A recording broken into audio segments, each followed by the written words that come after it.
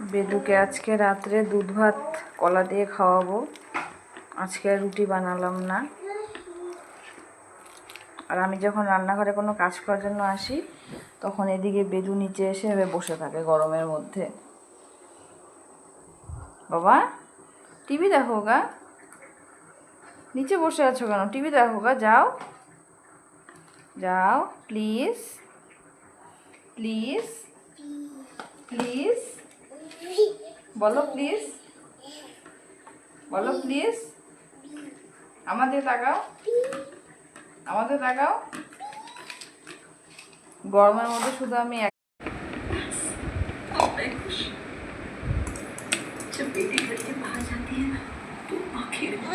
নিয়ে নিব জল।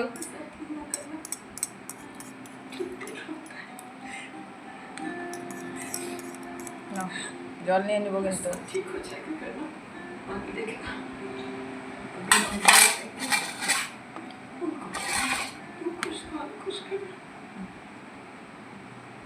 Good boy.